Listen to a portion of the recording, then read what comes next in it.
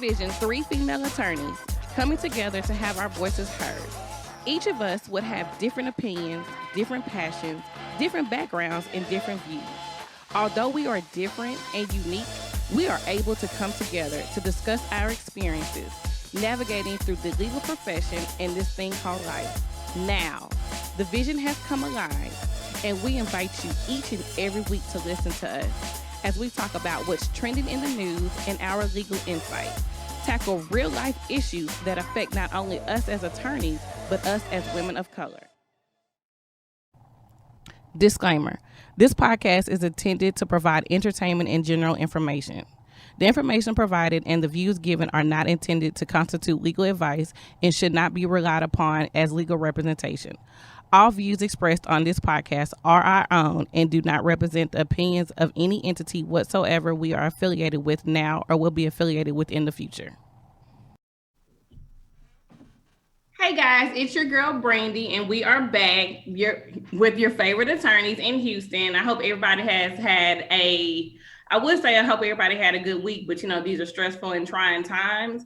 And of course, before we get started, we have some heavy hitters on our recording today, but we want to introduce yourself.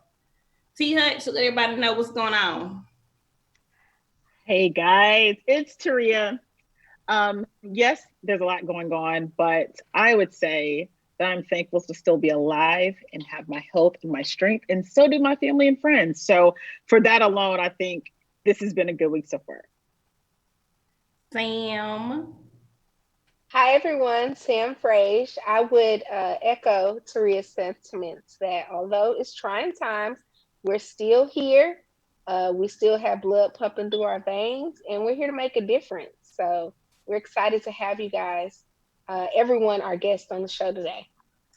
All right, well, we're going to get started. So we're going to introduce, like I said, we have heavy hitters. Everybody will know what's been going on in the news, unless you're living under a rock or, you up there with the aliens because they don't want us after, what's going on here.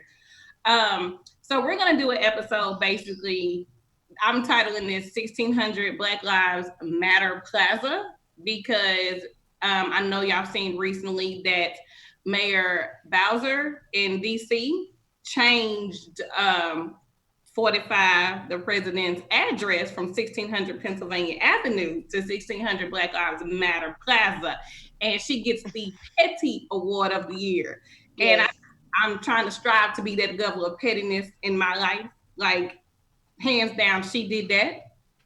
Right. So we're going to talk about. I need to go ahead and drop some mail to the president with just so he can have a little piece of mail. He did that. But I want to introduce our guests. We have phenomenal guests on the show. Some have came back on our show, have been previous guests. We have new guests. We got personal friends that of our hosts on the show. So I want to start with Miss Abby. Reintroduce yourself. You've been with us before, so thank you for coming back. Thank you for having me. Yes, I'm Abby Kotun. I'm an associate attorney at the law firm of Reed Smith here in Houston. I practice labor and employment law, which is its own type of discrimination law. But this area that we're going to talk about today is near and dear to me, as I'm sure it's near and dear to most of the African-American attorneys and people in the country. So I'm very happy to be here. Thank you. And tell them, you're the chair of what section? Yes, this is true. Sorry.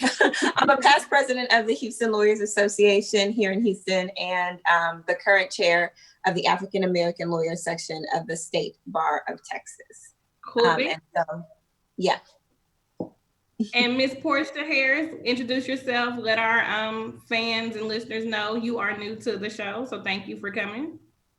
Everybody, thank you so much for having me. My name is Porshia Harris. I serve as the co-chair of the Young Adult Committee for the Houston branch of the NAACP.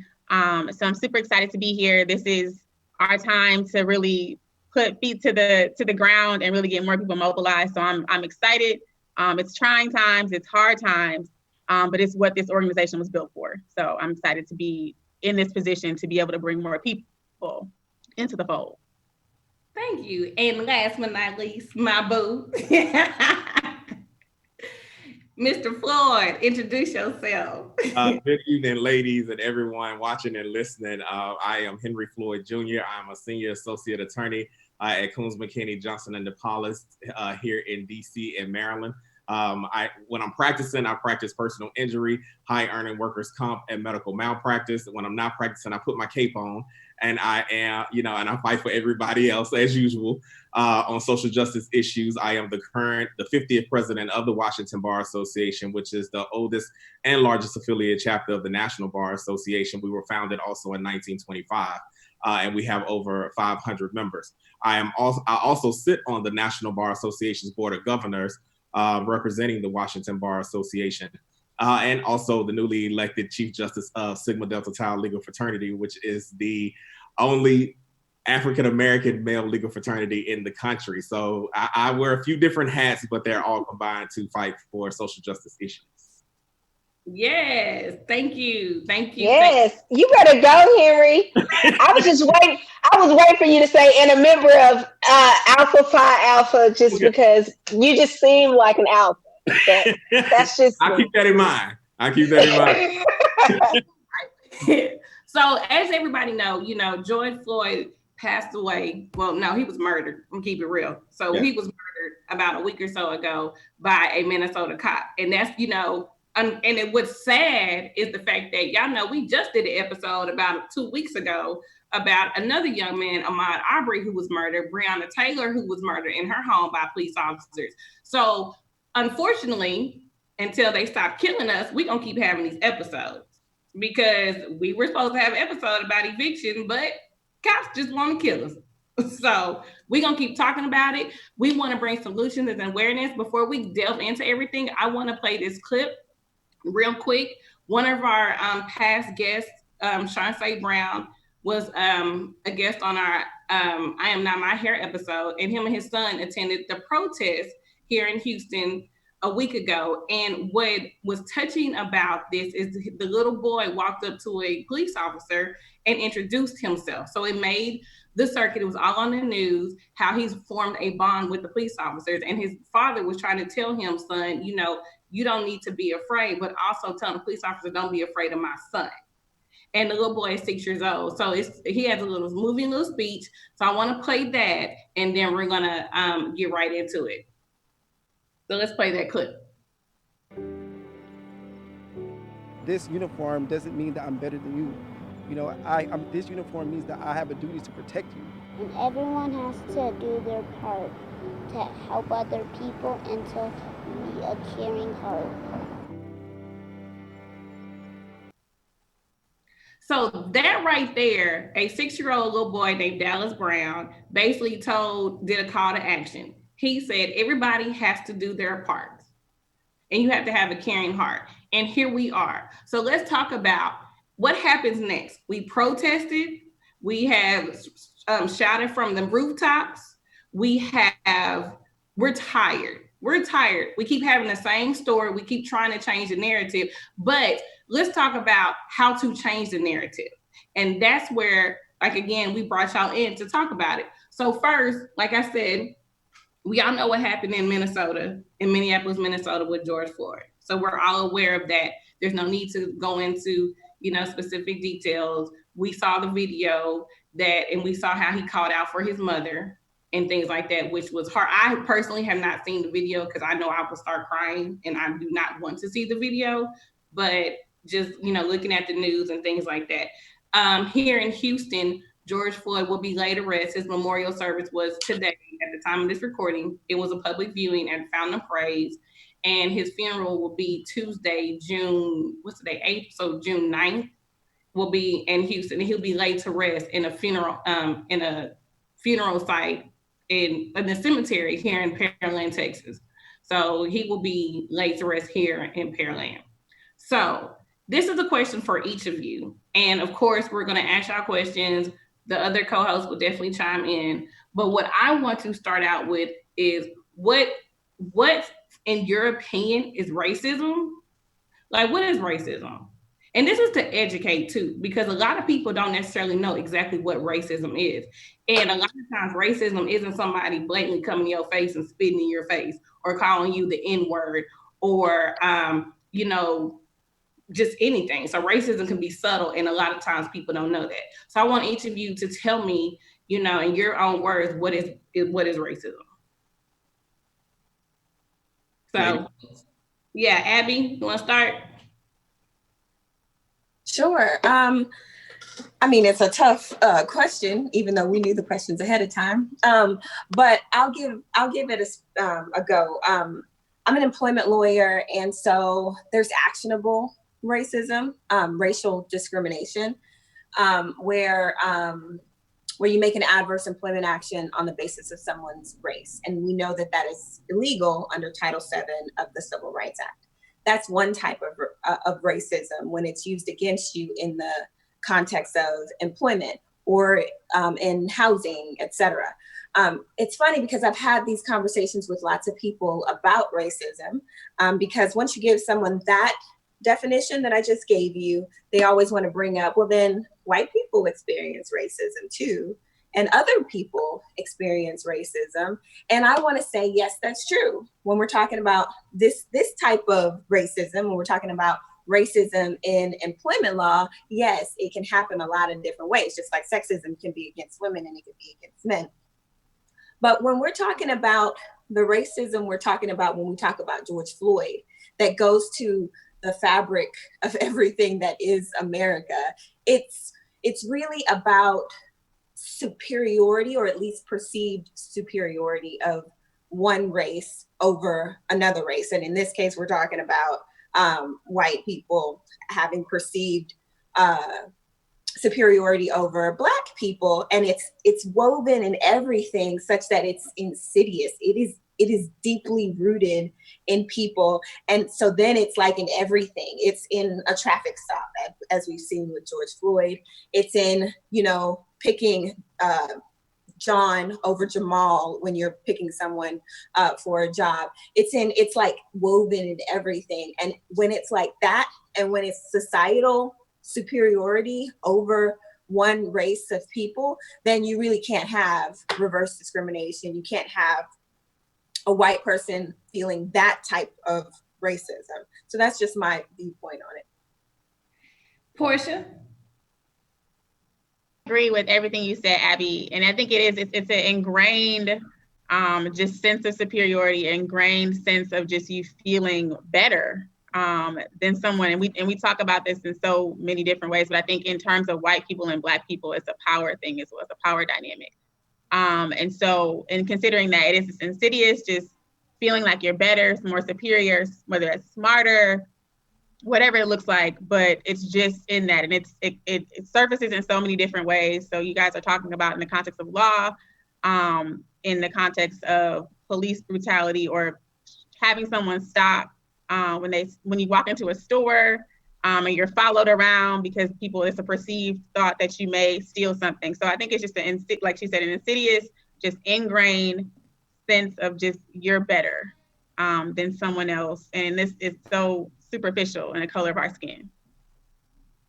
Henry? Okay, I agree with everything that my co-panelists have said. I grew up in the deep South, the Mississippi Gulf Coast, so I've experienced blatant racism where it's in your face, it's not hidden, it's not, anything that's covered up. So when I went to law school in Michigan and then came here to DC, it wasn't the fact that I couldn't recognize racism and didn't know what it was. I had to learn how to recognize the microaggressions, and not the fact that it was hidden, but how it can come across when it's not so blatant, and so that was the hardest part for me. It's like, you're in a situation, it's like, wait, did he or she just say what I think they said? Or did they just do what I think they did? So I agree with Abby where, it's different contexts. It's never, racism is not just one thing. And I always go back to one of my favorite quotes by Eleanor Roosevelt, that no one can make you feel inferior without your consent. But at the same time, that does not stop them from trying to make you feel inferior. You just have to give them the consent. And that's just what we as a people have to learn not to do, and be able to address it in the same aspect. So I want to go back to that microaggression. So can you elaborate on that? Because some of our listeners really may not know what that is. And, we might need to touch on that a little bit. So can you give an example of a microaggression like the racism, especially in even corporate America or just, just everyday life? Because some people may face it and just not realize, like maybe a blue collar worker may face it and may not know exactly what what it is or what it looks like. Well, again, it's a microaggression because it's basically put there and done so you can't not recognize it as as you would anything else. So in terms of, let's say, employment, I've been in a job before where I've had supervisors that did not want to deal directly with me. And that's not blatant, that's a microaggression. And something as simple as giving assignments to your counterparts, your white counterparts, that you could do these assignments. That's a microaggression where they don't give you the opportunity to prove yourself. And you take that position of, you start to question yourself because it's like, wait a minute, am I just being overly sensitive? Because that's what a microaggression does. It makes you think that it's on you. Right. It makes you think that you're overthinking things. So it's when it's really not you. And it's just the aspect of, if it's something so simple that it makes you question yourself, that's a microaggression. I know. I was going to say, the one that I am not fond of is, oh, you speak so well. Yes. Oh, you're proper. And I grew up in the Deep South as well. Right. And I'm the token Black friend. And so to me, I'd be like, oh, thank you so much. Thank you. Thanks. I speak well. The older I got, I was like, wait a minute. What are you really trying to say there? Yeah. And in their minds, they're giving a compliment, right? Because they're not calling you hood or ghetto or ratchet, right? You're not the Basketball Wives, or you're not Real Housewives of Atlanta. They're saying that you're educated. But to me, I'm like, you don't need to say any of that, because I'm just talking the way that I talk. And you've put all of our whole race of people into one box and said that we all come from the ghetto and we all don't speak well, or we all don't do this, when really, as you can see on this panel of, how many of us? 6, 7, 8, 6 of us. We come in all colors, sizes, from different backgrounds. And so that's what makes America what America is, because we are the melting pot. And even in our race in general, we're a melting pot. And so I think a lot of people don't understand, even saying something as small as, oh, you speak so well, or, walking through the store with my father, is that your real father? Y'all share the same last name? Things like that, where they're thinking that they're just giving a compliment today. Oh, look at this Black man doing what he's supposed to do.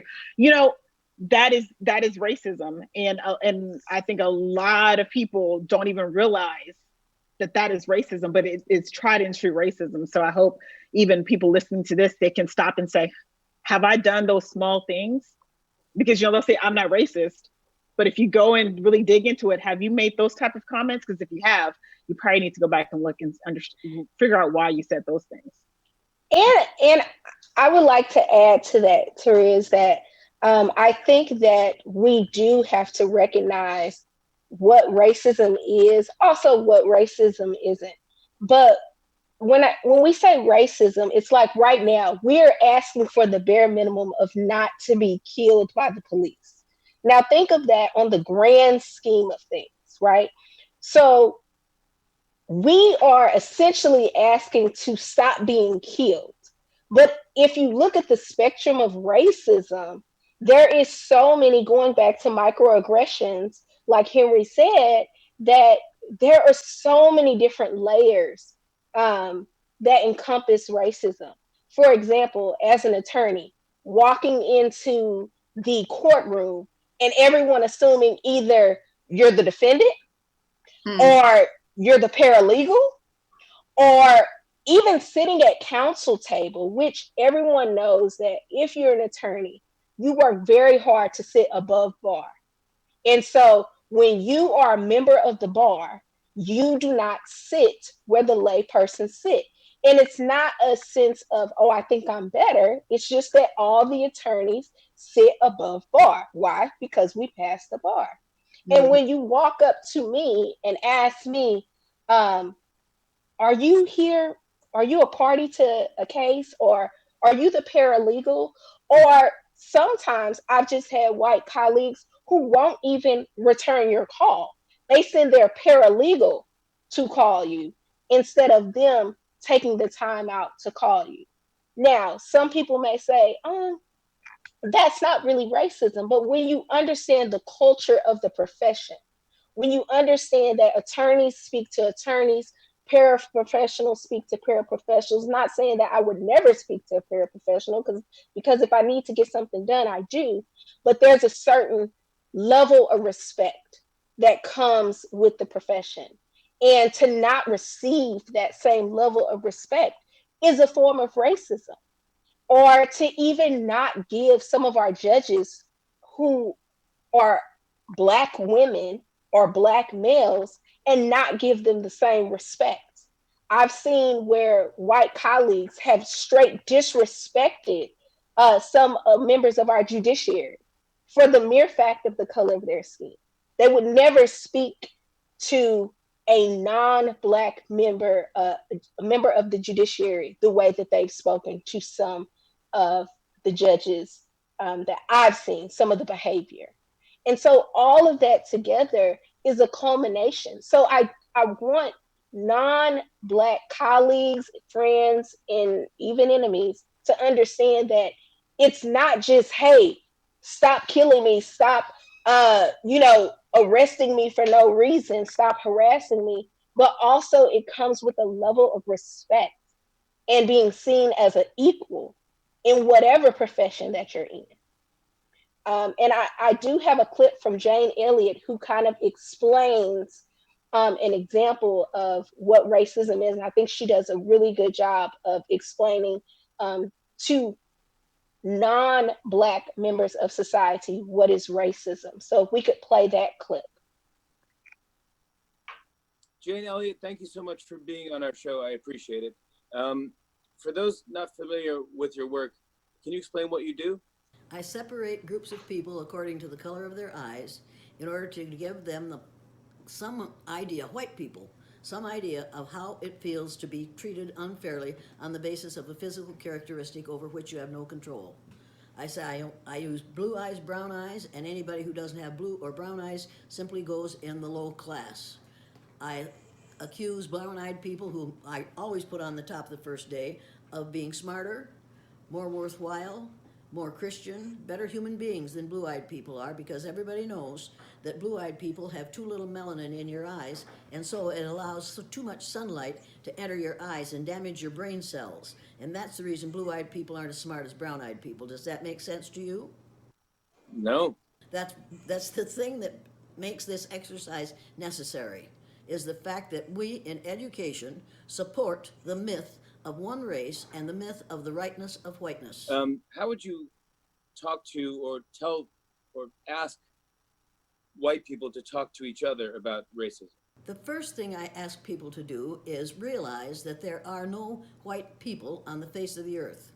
Now, unless you are an albino, and if you want to know how that goes, then you look up Tanzania, Google Tanzania, and look at what happens to albinos in that country. It's absolutely terrifying and indecent. However, it's practically what happens to people of other color groups in the United States of America. We don't cut them in little pieces, we kill them in front of cameras. When you're going to talk to people of color, the first thing you don't say is, when I see people, I don't see people as black or brown or red or yellow. I just see people as people. And teachers in schools all over the United States say that every year. At least several teachers are saying that to their students. They say, I don't see people as black or brown or red or yellow, but they never put the word white in there, because it's all right to see white, you see. And when you talk to a person of color, you have no right to say, when I see you, I don't see you black. And you have no right to say to some ugly female like me, I'm colorblind, and I've had dozens and dozens of white women walk up to me and say, I'm not racist, I'm colorblind. And I say, I knew that you were colorblind before you said it, because if you weren't colorblind, you wouldn't wear that shirt with those pants. Now, they take exception to that, and they walk away very quickly and very angrily, because I have accused them of lying to their very face. People who say to me, I don't see color, or who say to a black person, I don't see you as black, are saying, I have the freedom to deny the largest organ inch by inch on your body, which is your skin. Now, if you can't see my skin, you can't see me. It's time for people to take those phrases out of their lexicon. When did you start the exercise? And with third graders, right? The day after Martin Luther King Jr. was killed. He had been one of our heroes of the month in February, and he was dead in April. And we were learning the Indian unit at that time. Our lesson plan for the next day was to learn the Sioux Indian prayer, which says, "O Great Spirit, keep me from ever judging a man until I've walked a mile in his moccasins." I was taking the teepee that my previous third graders had made home. I was going to wash it and dry it, iron it on the living room floor. I walked in my door.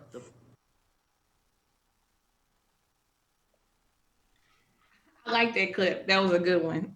So that is Jane Elliott. She has spent her life's work on trying to educate white individuals on what racism really looks like. And she described her social experiment of separating the room into brown eyes and blue eyes. And you can find her experiment on YouTube. She spent her life work doing this, but it's very eye-opening to see her subjects get very frustrated when they're told that they can't talk. No one, be quiet because you have blue eyes. You aren't allowed to talk. And so I think that that's a great, if anyone has an opportunity to look up Jane Elliott and see some of her work. But I thought that was a great explanation of how absurd racism is, but how we are treated. Because in America, a lot of times when we walk into places, we feel invisible when we're not amongst our own. We're discounted. So I think that that's something to consider when we are thinking about the idea of racism. Are we recognizing us? Saying that you don't see color doesn't make Black people feel better. I know it doesn't make me feel better. I mean, it doesn't make me feel better when you say, well, I'm not racist because I have Black friends. Like that, to me, that means you're racist. Because what does that mean? Because I don't know what you're saying with your white friends, So correct. You're with that one Black friend, or maybe your two Black friends. Oh, it's like, that's when you say you don't see color or whatever, or I'm not racist. But then what are you saying over here? Like, and I know we've all experienced racism. We all have had it. Like you said, Sam, it's a times I've been into court and the bailiff just dismissed me when I tried to walk across the bar and I wanted to speak with the judge. I was trying to walk to the bailiff so I can introduce myself to the judge, and he thought I was a defendant. And I had on a full-fledged suit and hair done and everything. And I said, no, I'm an attorney. Embarrassed. He wasn't Black, of course, but he was embarrassed. So we've all been through it.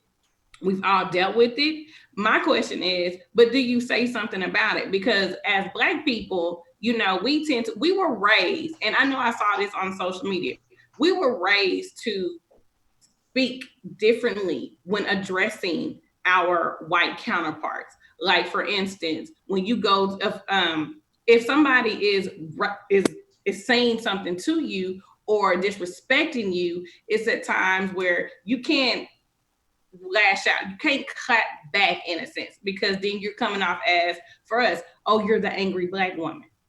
Because I had an incident where I was selected as one of the National Bar Association's top 40 under 40 Nation's Best African Advocate Award recipients. As you should be. Thank you. And one of my white counterparts replied back with an email stating that I was like, my self-promotion game was on point.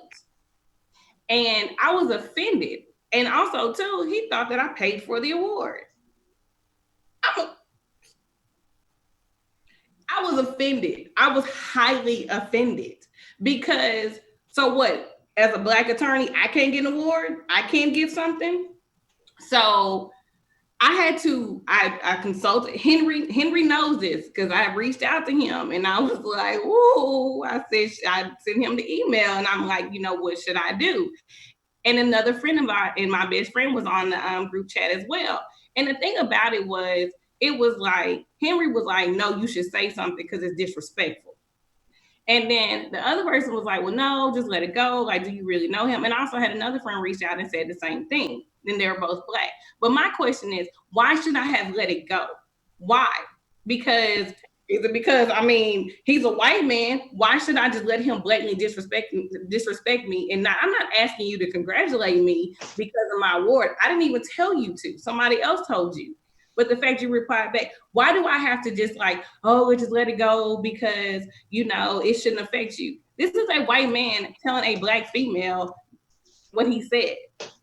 So after I pondered on it, slept over it, I was like, no, I'm going to reply back. And I did. Because I wanted to let him know, as a white man, you're not going to disrespect me and you're not going to downgrade the award that I received on my own merit. And I told him, I said, my casework speaks for itself, and the things I do, people are looking at me, and I don't have to pay for nothing. Right. So I want to bring that out too as well, in a sense to where, you know, should we say something to the white person who, quote unquote, it's okay for them to disrespect us or, you know, address those microaggressions or their racism? Should we say something? Was he an attorney as well? Yeah. Yes. Okay. Because I would have said, no, is that how you get your awards? Do you pay for your awards? Is that what would make you say that? Well, because nobody's voting for you? Okay. Well, a lot of people pay for their awards. That's the reason why I assumed he said it, was because most people pay for their awards. Right. Well, and also being. But who asked them, Taria? Everyone knows that super lawyers, all those lawyers pay for the awards and those ads. But who asked that? Nobody asked anyone, do they pay for their awards? So why did you feel like that was okay? That was my. I would just like to know. He wouldn't ask any of those people in super lawyers, did you pay for your awards? How much did you pay for this advertisement? He wouldn't ask any of them. So why did you feel like you had a pass to ask me? So I'll say this, as being one of the people that was on that group message, I was the one that said, you know, and me and Brandy talked about this, and it ultimately came down to, you know, pick your battles, pick and choose your battles. Pick and choose your battles. At the same time, Brandy knows my first reaction was say something to him, reply to him, because if you don't, he's going to think it's okay to come at you again like this. First of all, nobody came at this man directly and said you need to congratulate Brandy.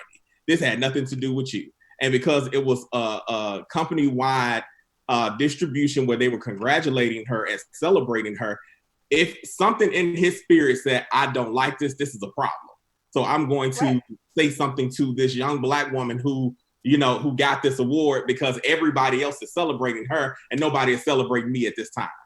That's an insecurity, and you're not responsible for anybody else's insecurities. And you can always clap back at somebody without actually, putting your job in jeopardy or anything else, because titles and everything come into play at that point. And that's why, and Brandy, if I'm not mistaken, you had a conversation with your supervising attorney, which is what I wanted you to do. That way, he can't say, well, she was just disrespectful to me and everything else, because now you have somebody that's on his level in your corner, that knows that this is something that bothered you, and she gave you permission, and not that she needed to, but she gave you permission to address him, but address him as colleagues and say, I got this award based on the merit of my work. Not because I'm cutting the check or that the company is cutting the check. Because I don't know about anybody else. If I get something, I ain't paying for it. That's just one that, is based off of the work. But even if you do pay for it, it's yours. Who is it for you to ask me that? And Who are you? And that's my thing. That goes to everything insecure about this counterpart, about him. That has nothing to do with her. My point was address him very professionally, but also address him in a way that just because you send me an email and think you're going to indirectly insult me, it just ain't gonna fly over here, man. But I think you brought up a great point, Henry. Insecurities. And yes. I believe racism stems on insecurities. This goes all the way back, right? Yeah.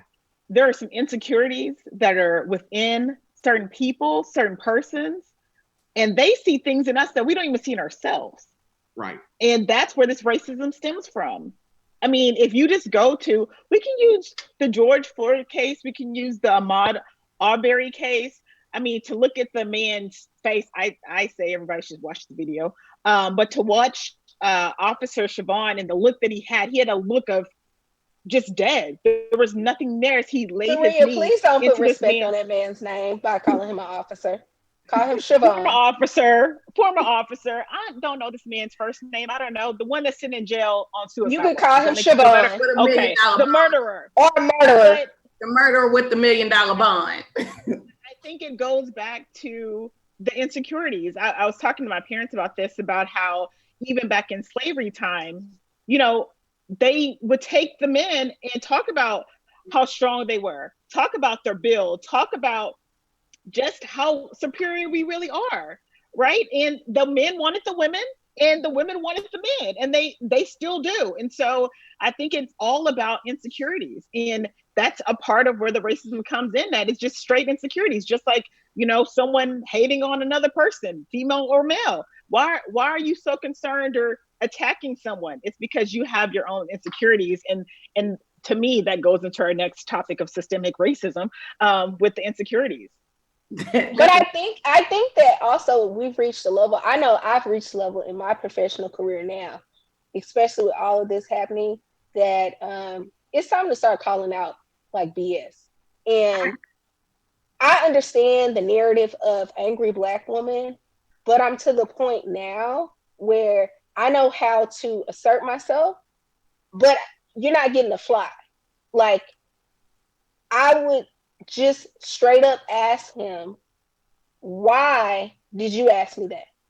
Why did you feel comfortable to ask me that? What made you ask me that? And hold people's feet to the fire and answer those hard questions. Because I think so many times we as Black professionals feel like we have to kind of find middle ground. And I think that it's a way where we don't necessarily have to find that middle ground, but we can still assert ourselves professionally enough to call it what it is. What you did was racist, and it was wrong. And I'm offended by it. And I think that it's time that Black professionals, we stand on our credentials. Because how many times have people said something totally inappropriate to us, and we're the only Black face in the room, and we kind of have to decide between, am I going to take my earrings off? Or am I going to let it slide? Or how am I going to assert this without coming across this way? But what's wrong with being angry? What's wrong with being offended? What's wrong with being shocked and appalled? Nothing. What's wrong with that? Nothing at all. I had this conversation with one of the partners a couple of weeks ago, and where I just had to make the point of, we are in a crisis right now. Business is not as usual when it comes to your minority employees, when it comes to your Black employees. It's not business as usual. I know us working remotely and you think it's okay, business is flowing still and everything else. No, you have employees that may have had, negative experiences with law enforcement, who are going through PTSD at this point, who, are afraid to leave their homes, or who just are afraid to just communicate with anybody at this point, and I have a younger employee of mine who is just like, Ms. Floyd, I just don't even want to leave the house because I'm afraid I may not even make it back home. That is all too common for a lot of our people. And I had to make, and I don't know if he took it, but it had to be said. We need to incorporate some sensitivity training or something. Y'all need to make sure that business is not usual when we do return to the office, because you may find yourself in a situation that you don't want to be in as an employer. Let me stop you right there too, Henry. Let's go. That's a good segue into, let's provide solutions and resolutions to what's going on. So I want to start with Porshia with the NAACP. Again, we know there's systematic racism. We know there's racism. We know it's all across the board. We know they're killing us, but we protested. We have marched. The March on Washington is coming up again in August of 2020. We're still protesting. What can we do next? What is next? What is going on right now besides the protest? Because once the protest stops, then what do we need to do so we can stop getting killed, so we can stop experiencing these racism, or even just, having to always try not to be the angry Black woman or man and replying back to the racism. So what do you think that we should be doing? Provide our listeners with a solution. Okay, so there's no one size fits all, right? Because we have been going through this for so long. And my organization that I'm a part of, I've been a member since I was in college, and the stuff is still going on, right? So that's 10 plus years, and we have a history, Sure, you talked about going back to slavery times, right? So we've had a history of this. But what I can say is behind the scenes, there's a lot of policy work, right? We talked about policy reform and the policies that need to be put in place. So from a national perspective, NAACP has really 4 or 5 policy issues that they're pushing for right now, dealing with criminal justice, with health, voter action and protections. And I would just encourage everybody who's watching to go to naacp.org and click on the tab for We Are Done Dying. So the organization launched the We Are Done Dying initiative, partly in response to Ahmaud Arbery's murder, in response to COVID and us dying at disproportionate rates to COVID-19, and then all the other issues that we deal with on an everyday basis. So I will say first, contact your elected officials.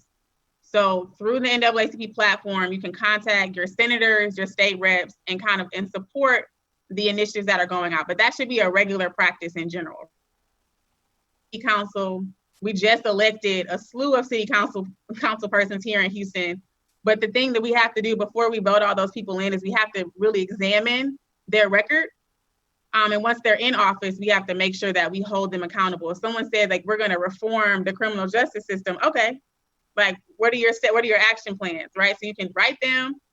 We've really been talking about just flood their email boxes, right? Just get on their nerves. You can talk, you can sign up to speak at the city council meeting. Since they're virtual now, you just call and you can sign up to be a speaker at city council, but also you can register to vote. And I know people are like, oh, you don't want to vote, but we have a runoff election on July 14th.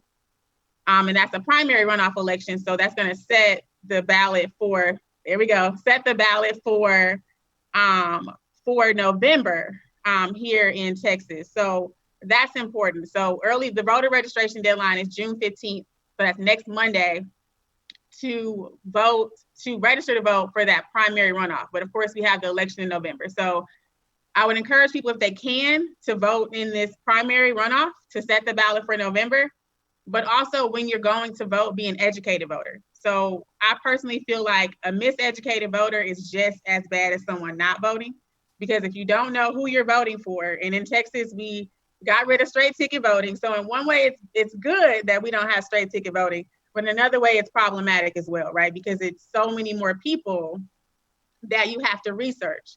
It's so many more names that you have to know. And so there's a lot of work that has to be done in terms of, an organization like my own, to make sure that we're properly educating people.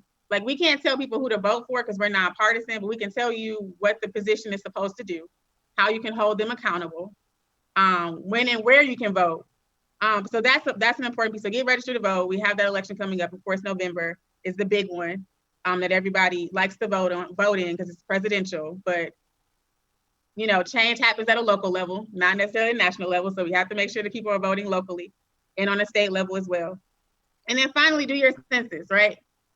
So that's the big one. Fill out your census. They extended the deadline. It's not, doesn't close until October 31st. We don't want people to wait all the way until October to complete their census. It takes 5 to 7 minutes. It's just 9 questions. They're not going to use this information to, come find you.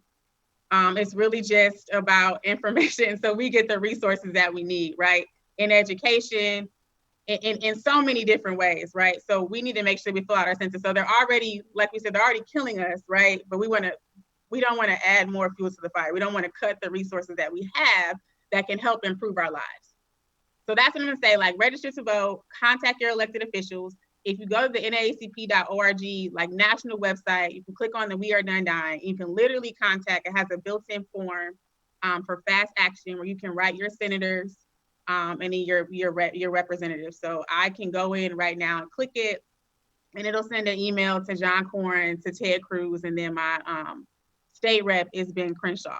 So they get a lot of emails from me on behalf of the NAACP, and it fills out the information for you. It's already written, and you can basically just put your name in, and you can do that. And so that's what I say. I'm sure Senator Teddy is just waiting to read your emails. So, he doesn't respond as often, but I've gotten responses from John Corn, but he's in an election year, right? And then I also get responses from Ben Crenshaw. And another thing I would say is join their mailing list. So your elected officials, like, join their email list. I know we get a lot of emails, but it's good information for you to know what they're saying, what their rhetoric is, what their policies they're supporting. Because if you are in opposition of that, you can reach out to them and say what you don't want them to do. And then also here in the city of Houston, I live in District A, but I also follow all the at-large council persons as well to know what's going on. So we've been able to share information about food drives, donations, wherever that is, so you can find out the resources that they have, not just to go after them and to hold them accountable, but also just to know what they're doing in the community and the resources that they have to share with us as So well. Abby, as the chair of the African American Legal Division, the State Bar of Texas, what can Texas lawyers do to, after the protest is over, you know, even during the protest, what can we do? So I heard someone speak the other day, and it's what they said has resonated with me.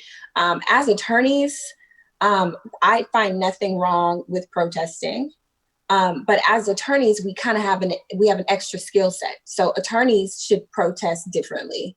You know, you can protest out, you know, in the community with your picket sign, et cetera, but you should also be trying to do other things because we can really affect change. I think everybody can affect change, but we have a different skill set and we should bring that to bear. So the African American Lawyer section of the State Bar of Texas issued a call to action press release on June 1st. And in that, we kind of outlined a series of things that lawyers, not just African American attorneys in Texas, but all lawyers can do. And so some of what we said was deny of minorities, which honestly, we're seeing a lot of that. We've seen a lot of companies, we've seen a lot of people say that Black Lives Matter, a thing that they would not say like a year ago. So that's good. I have my opinion about whether they mean it, but it's cool. Right. Then we also talked about promoting implicit bias training for officers. I'll come back to that. We as attorneys can educate the community about how to protest. And so we're calling on attorneys to provide information on how to peaceably assemble. We are encouraging video and written documentation during demonstrations, which through all of this, that's been so helpful to see what's actually happening on the front lines of the protests.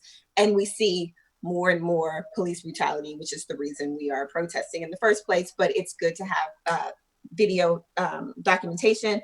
And then a lot of people have created lists of bondsmen, of attorneys that will represent people pro bono. I think attorneys, if you're available, if this is your area, if criminal law is your area, or if you have someone that you can tag team with, then representing people who are arrested in these protests and actually have charges charged against them is another way that attorneys can get involved.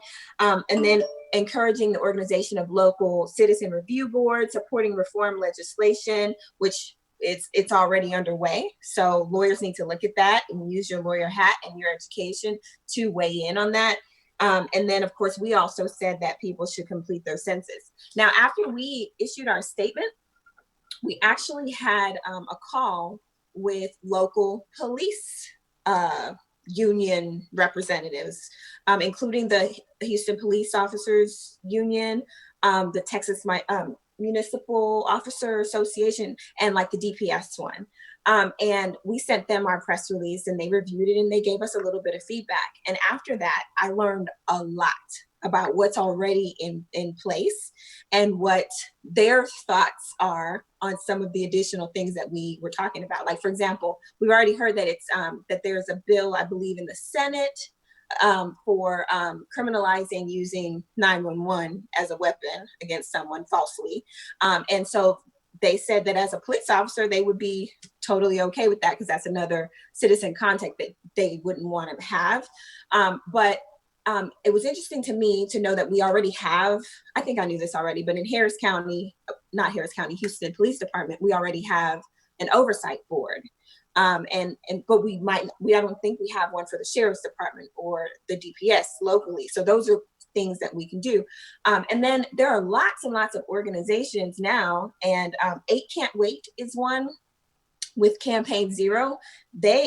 I saw that and I'm like, this is exactly what we need. It's saying, what have we not done here in Houston? And what should we be calling on our local officials to do, minimum really, that they should do, because there's even more that they could do. Sharing that, educating yourself on that is another thing. And then I just wanted to point out specifically for people in Houston, City Council members Jerry Davis, Dr. Evan Shabazz, City Council member Thomas Pollard, and Castex Tatum, they have a joint statement that they issued today, and it's completely on this subject. And they make specific reference to the 8 Can't Wait campaign. There's supposed to be a task force that's going to be put together by the city. And so who serves on those task forces? Who serves on the police oversight board? It should be us. It should be African-American attorneys. We have the African-American experience and we have that legal training. So people should really be stepping up. And I know that a lot of people want to do something. That's why you saw people take to the streets. And like we've all said, very soon we won't be protesting anymore. Hopefully there are no other shootings or killings, so we don't have to take to the streets again. But this is a way to put your energy behind something. Join one of those task forces or oversight boards, in addition to everything else we talked about. Thank you, Abby, and thank you, Portia. Now, Mr. Floyd, you're gonna bring this all together. Tell us what we can do from the national levels, and since you in DC, what the Washington Bar has, the task force, that the National Bar Association, if you can, speak on that, and the Washington Bar Association as you being president, what else can the community, what can we do on a national level, to help us stop getting killed? Well, I think I agree with a lot of it, with pretty much everything that Portia and Abby have said in ways of us getting involved. When it comes to me and my opinion on ways to get involved, it always comes down to education and accountability. As far as the National Bar Association, I know President Robinson is doing a lot of things. She's in the process of pulling together a police misconduct task force to address to address some of these issues and these protests nationally. That's being headed by, Ben Crum, Darrell Parks, Marwan Porter from the Cochran firm, and also past President Joe Drayton he did Know Your Rights videos when he was president last year. And again, we're releasing those on the NBA website and, on our different networks, because it's timely. It's never going away. It's always timely, which is unfortunate. And I know President Robinson actually had a webinar earlier today where she took, one of the sheriffs from Flint, Michigan, actually took questions. They had a Q&A on how, things, what can they do? What can he do within his department, and what can sheriffs across the country do to make sure, to try to minimize, the police brutality. And so kudos to the National Bar Association for jumping in and providing those services. Also in Washington, D.C., the Washington Bar Association, our members have come together to give free pro bono legal services for protesters who are arrested, while you're peacefully protesting, and everyone, it sounds like everyone is doing the same thing with doing that, which is a good thing, because, at a time, some people can't afford legal representation. We have some amazing attorneys, members, and not just our members, but, our white counterparts who can also volunteer and help us and minimize some of these arrests and, some of these convictions, and we can get some of these people out. We're also done, we've also done Know Your Rights as well, because the more the better off you are. People, you will be surprised as to how many people don't know what their rights are, even when they're pulled over, when they're protesting. And, it's one of those things where it just goes back to education and accountability. Now, when it comes to the accountability piece, I have a different take on that. I think as a community, we have all of these elected and public officials that represent our communities. They've promised us certain things, when they were campaigning.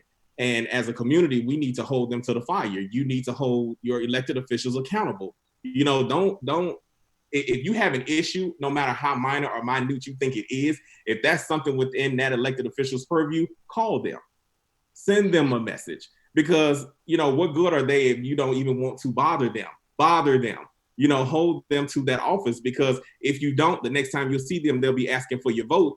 And you, at that point, you're asking them questions, those same questions as, well, what happens when I have this problem? Or what happens when I have that problem? And they're still going to give you that answer that they would have given you 3 or 4 years, prior to that, because they never knew anything about it, or they just didn't want to address it. And you never told them that, that's what they needed to do. So I definitely think, if the elected officials that you have in place right now, as far as your community goes, if they're not doing what they're supposed to be doing, identify, other community leaders who we may need to put in those positions and push the other ones out who are not addressing your needs, because the lack of representation in some of these positions, if we don't have the representation, that's going to take care of our community, they're just not going to address our issues. And again, it's what animal is that? It's a gerbil wheel, a hamster wheel of problems. It just goes around and around and around, and nobody is addressing them. And then you get all of these people who have been in office for so many years and they haven't done anything. When are we going to be fed up enough to be able to remove them? So to me, it's education and accountability. And I agree that, most people don't know. DC we're not a state. We are definitely different than everybody else. We don't get to elect our judges. Our judges are appointed by the President of the United States because we don't have a governor. Now, I'm going to tie this all in together from that first statement. So since we don't have, our president decides that he, who he wants on the bench, he's filling these benches with everybody he's politicizing the judiciary. He's weaponizing the judiciary, meaning we went from the time I've been in leadership for the Washington Bar Association, we went from having 33 Black judges on DC Superior Court in 2 years' time to having 9. Now, DC Superior Court, that's a crisis. We are in a crisis because he is not appointing Black judges. He's not appointing minority judges, and so when you walk into DC Superior Court handles everything from minor traffic accidents to rape and murder charges, major felonies. So when you walk into DC Superior Court, you're looking at a judiciary that does not reflect the community. Mm-hmm. And, right. And people don't know, and it's education. People don't know. He gets to choose our judges. So when you don't take it serious and you only feel like I just need to vote every 4 years for the president, that's not good enough.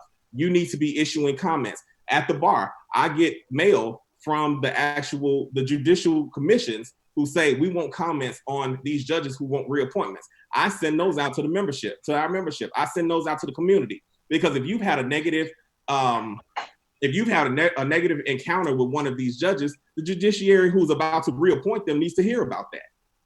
And if you don't care enough to submit those comments, then guess what? You're going to deal with the same 10 to 15 years of that same judge who does not have a problem putting us behind bars, because they have another 15 years until they get to mandatory retirement age. And guess what? We're screwed. And that's good. So what I'm hearing is we need to educate ourselves. We definitely need to vote and be registered to vote.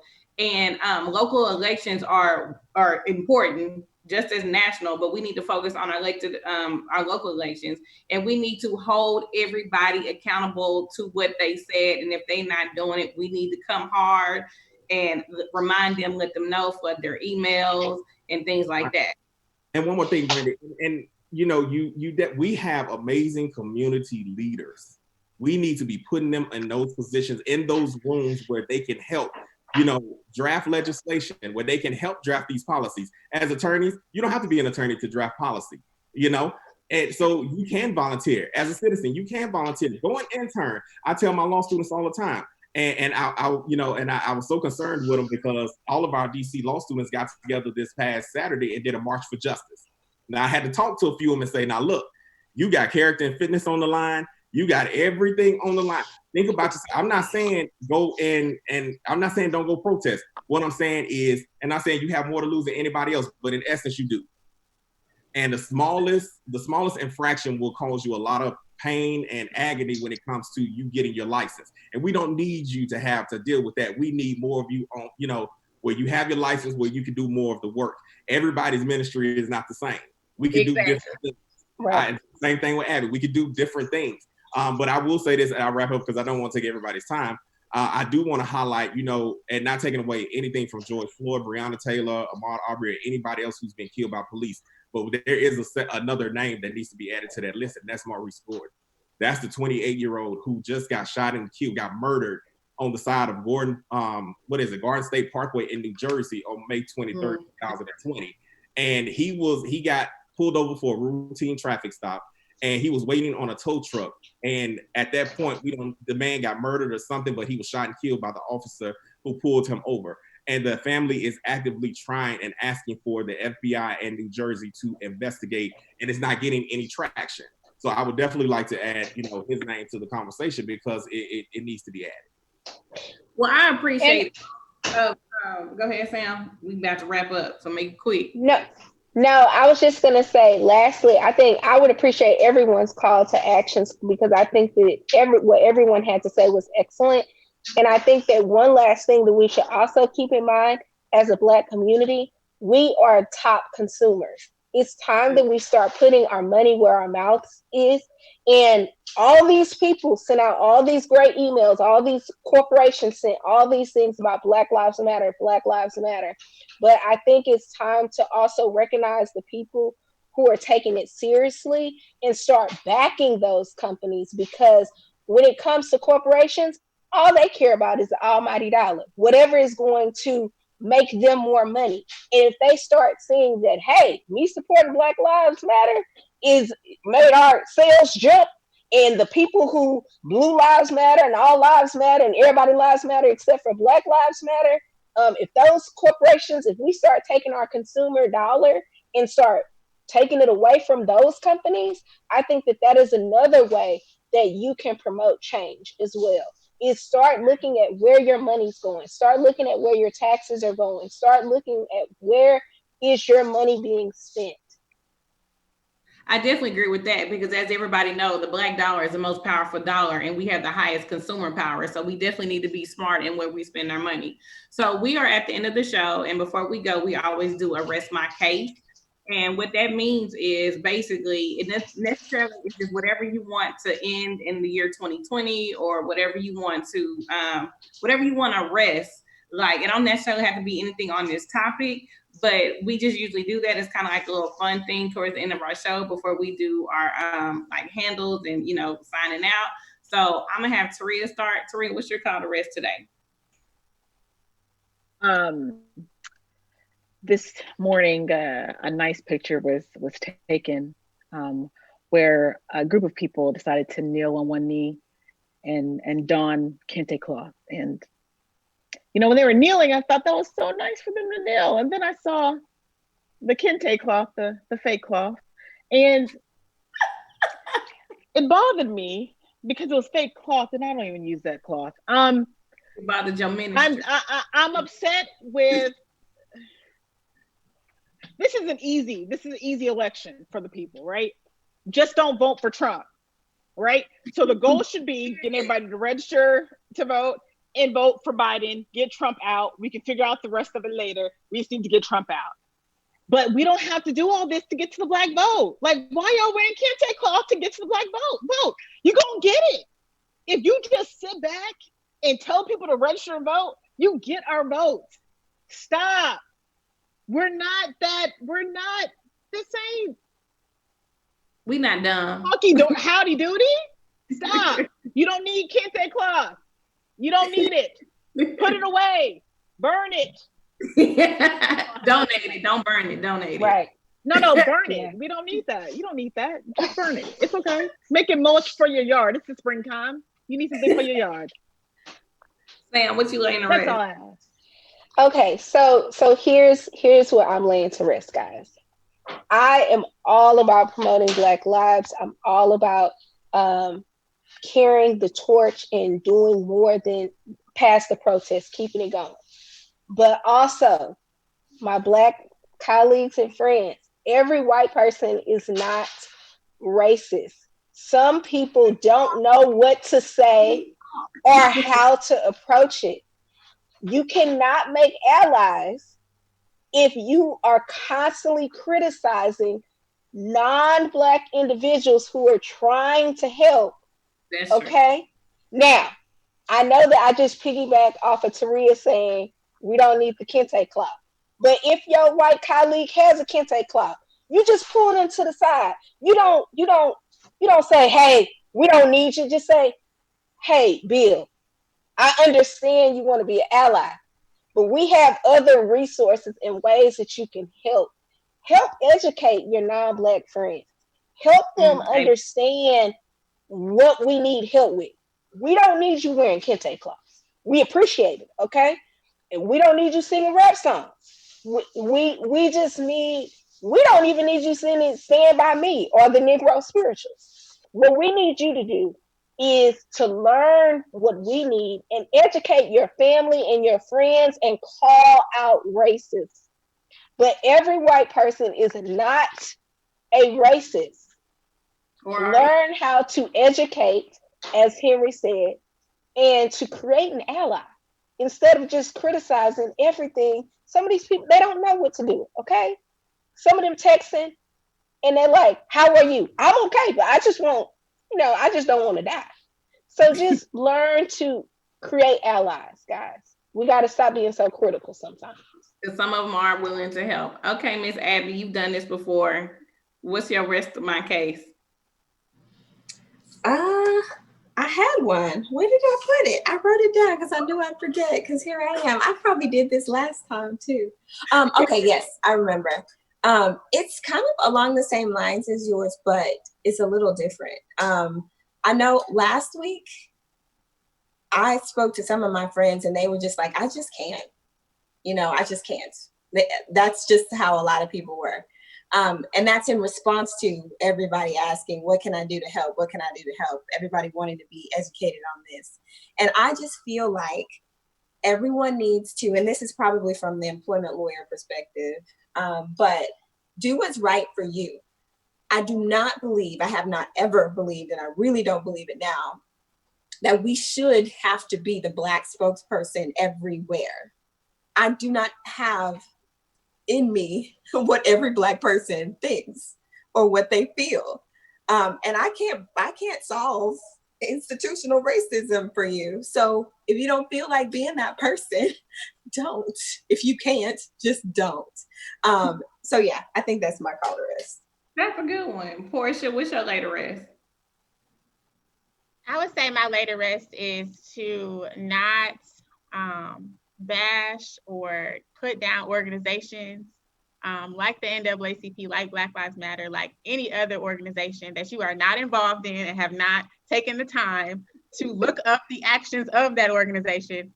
Do not say they are not present. Do not say they are not doing anything.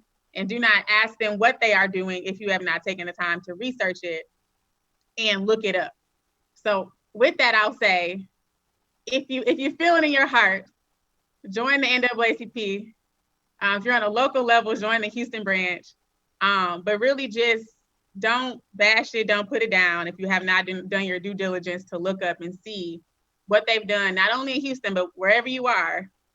Before you say something, just try to check and see if they are doing something before you bash them or put them down. Last but not least, Mr. Floyd, gonna wrap this case. You know what? One thing for me is stop holding other people's advocacy to your deadlines and your guidelines. Ooh. Everybody does not do the same thing, think the same way. Just because you went out and protested last week does not mean all of your friends should have joined you. I aspire to, I'm like Randy, I aspire to the level of petty like Mayor Bowser here in DC. That's me all day long. I can reach a level of petty that's just unrelenting. But I like the big performative activism where you make the big gestures and everything else. But what's next? Right. What's next? What is the impact activism? What is it that we're doing this week? Okay, we painted Black Lives Matter and changed this address. This week, are we working on any type of police reform, any policy? That is, that's what I'm looking for. I'm all for, the level, of petty, but I'm also about, following up with some type of impact, that's going to actually change the lives for our communities, and I'll say this, and it may even go into another conversation at a later date, but we don't need to defund police. We need to divert those funds into Black and brown communities and give it major oversight. And how do we do that? I don't know. That's something that we actually need to look into those solutions. But police don't need more training. They have enough training. they may need different types of training, but they don't need they don't need combat and military training. They've had it. They choose who they want to use it on, which unfortunately is us more than anything else. But they don't need more training. But we do need to divert funds to Black and brown communities with major oversight, just to make sure that our communities are benefiting from that diversion. That was going to be another conversation. We tried to talk about it, but I'm sorry. we were going to talk about it, but we ran out of time. But I'm glad you brought that up, so that will be another episode. So my rest of my case is, if you are protesting, I'm here for protesting. Yay! But if you protesting without a voter registration card, go home. And I need you to go get a voter registration card, because if you're protesting and you don't have a voter registration card, that means that when the protesting stops, then you cannot vote. Yes. So if you are protesting and you need to get a voter registration card and you need to be voting and researching all of these candidates that are coming up for this November election. In Texas, July 14th is our primaries. I actually received my mail-in ballot in the mail. Check your mail. I think due to COVID, I think we're doing mail-in ballots. Check your mail if you have received it. I received mine. I will be doing my I will be voting for the primaries, for the runoff election. So I will definitely be doing that, doing my early voting. So please, again, if you are protesting, get a voter registration card, or not, just go home, because you're not helping the cause. You're not using it. So we are at the end of the show. I thank our lovely heavy hitters for coming on. Like people say something real quick. Come on. I want to say a closing statement. And this, normally I don't end with a closing statement, but I want to remind everyone that back during the Rodney King protest, there was a song called F the Police. And they asked that NWA not perform F the Police, because Black people, and this is what they said, Black people have a short memory.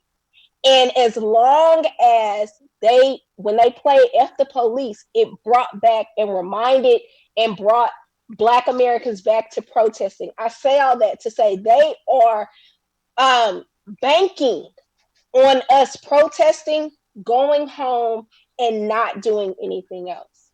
That is what society is based on. We are known for being very rah-rah. I think that's a DC term. But we're known for being very rah-rah at the initial thing. But we've also known that we are very forgiving people. And the lawyers on this podcast know that that's the first thing that they teach you when you're picking a jury. Pick Black people, because they're forgiving and they don't stay mad for very long. They don't stay angry.